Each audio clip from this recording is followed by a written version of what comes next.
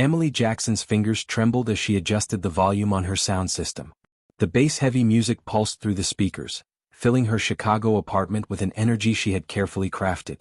The living room sparkled with the warm glow of string lights, a touch she had meticulously arranged earlier that afternoon.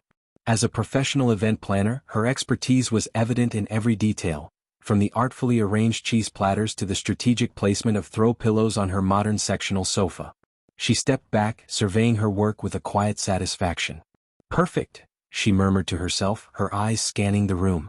The clock on the wall read 7:45 p.m., 15 minutes until her guests would arrive for their long-awaited girls' night. Her phone buzzed, pulling her attention to the screen. A text from Madison Cooper, her best friend since childhood, flashed on the screen. "Running 5 minutes late, traffic's awful on Michigan Avenue." Emily smiled, quickly typing a response. "No worries, just means more Prosecco for me." She smoothed down her black cocktail dress, catching a glimpse of her reflection in the hallway mirror. At 32 she still turned heads. Her honey blonde hair cascaded in loose waves past her shoulders, and the dress hugged her curves in all the right places. It was perhaps a bit too snug for a casual girls' night, but Emily had always believed in making an entrance. The doorbell chimed precisely at 8 p.m.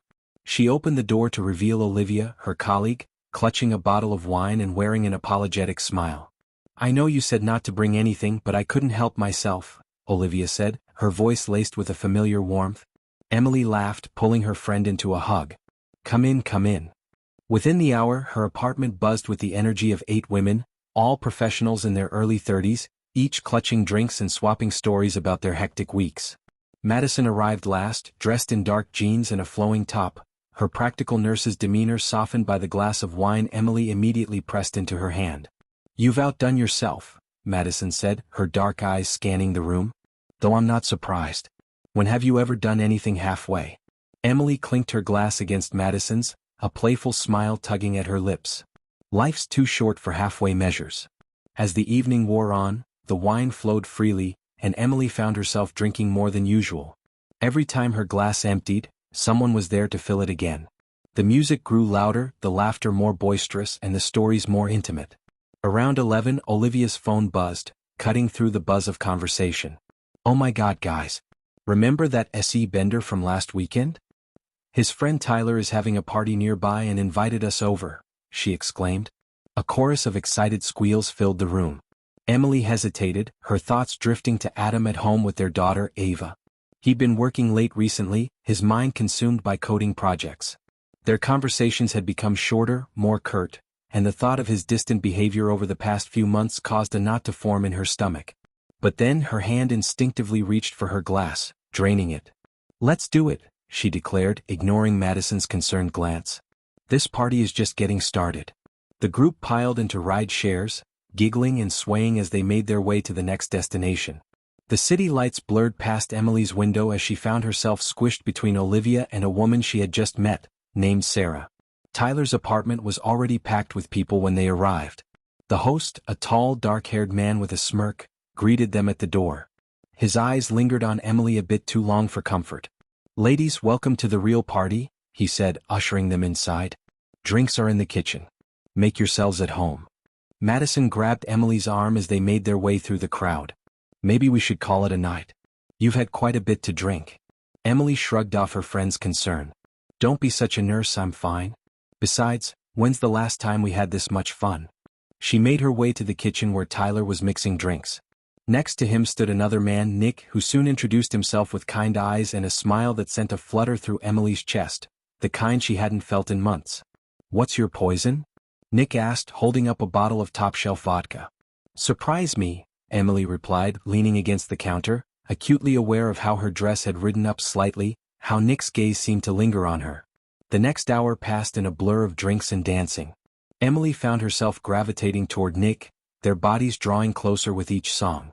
Tyler hovered nearby, his thumb tapping absent-mindedly on his phone, but Emily barely noticed him. All she could focus on was the warmth of Nick's hands on her waist, the scent of his cologne, the way he looked at her as if she were the only woman in the room. "Want some air?" Nick whispered in her ear after a particularly close dance. Emily nodded and they made their way down a hallway. The bass of the music now a distant thrum, they found themselves in a bedroom. Nick closed the door behind them. Emily's last coherent thought was that she should leave, that she should think of Adam, of her wedding vows, but that thought slipped away quickly. She didn't leave. The next morning, sunlight stabbed through Emily's eyelids like needles, dragging her out of the haze of drunken sleep. Her head pounded as fragmented memories of the night before crept back. She was in her own bed, though she had no memory of how she got there. Her phone showed 3 missed calls from Madison and a text. *, call me when you're up. We need to talk. *. Emily's stomach churned as more memories surfaced. Nick's hands, his lips, Tyler's phone, the bedroom door closing. She whispered to herself, "Oh God," as she rushed to the bathroom. After emptying her stomach, she stared at her reflection in the mirror. Her makeup was smeared, her hair a tangled mess. The woman staring back at her seemed like a stranger. Her phone buzzed again. Madison was calling, but Emily let it go to voicemail. She couldn't bear to face her friend's judgment yet. Instead, she stepped into the shower, scalding water pouring over her, trying to wash away the evidence of her choices. It was just a mistake, she told herself as she dried off. A stupid, drunken mistake. Adam never needs to know. But when she walked into the living room an hour later, her heart stopped. Her father, John Jackson, sat on the couch, his broad shoulders stiff with tension. His expression was unreadable. The laptop on the coffee table in front of him played a video. Emily's blood turned to ice as she recognized the setting. The sounds, her own voice, were unmistakable. She sank into an armchair, her legs too weak to hold her up. Her father didn't look at her as he spoke, his voice cutting through the silence like a blade. "Sit down, Emily." The video on the screen showed her with Nick, the footage grainy but unmistakable. Her stomach churned as she realized Tyler must have recorded it, and now it was here, playing before her father's eyes. Finally, John turned his gaze toward her, his face a mask of disappointment, barely controlled anger. "I raised you better than this," he said, his words deliberate and heavy. "Your mother and I taught you about family, about honor, about commitment." "Dad, But he held up a hand, silencing her. "Do you have any idea what you've done?" he asked, his voice laced with anger. He reached into his jacket pocket and pulled out a manila envelope, tossing it onto the coffee table. The papers inside spilled out and Emily's heart sank. Divorce papers already bearing Adam's signature.